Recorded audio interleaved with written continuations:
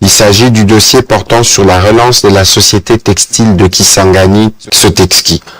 Le ministre de l'Industrie a présenté au Conseil le dossier relatif à la relance de la société textile de Kisangani, Sotexki.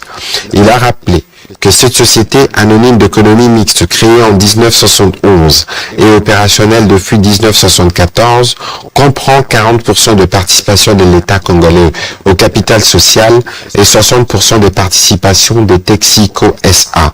Après plus de 40 ans d'existence, l'outil de production est devenu complètement vétuste et obsolète, avec un faible rendement qui ne permet plus de supporter les charges d'exploitation malgré l'effectif du personnel qui est passé de 2500 travailleurs en 1988 avec une production de 17,8 millions de mètres à 350 travailleurs depuis 2021 avec une production de 541 000 mètres. Actuellement, la Sotexki dispose d'un plan de relance stratégique adopté par les organes de gouvernance sociétaire dont sa mise en œuvre requiert un import de près de 17,5 millions de dollars américains pour une production de 108 millions de mètres par an.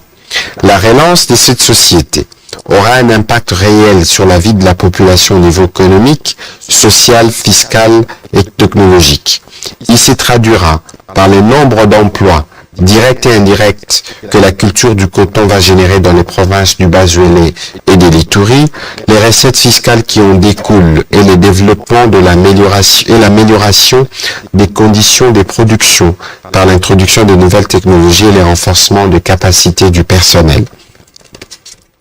Tenant compte de cet impact important, le ministre de l'Industrie a sollicité du gouvernement un accompagnement tant sur le plan financier qu'en termes d'enlègements fiscaux et douaniers, aux fins notamment d'amortir le coût de production.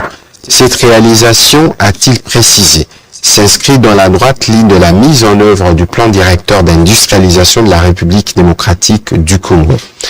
Après débat et délibération, le Conseil a adopté ces dossiers.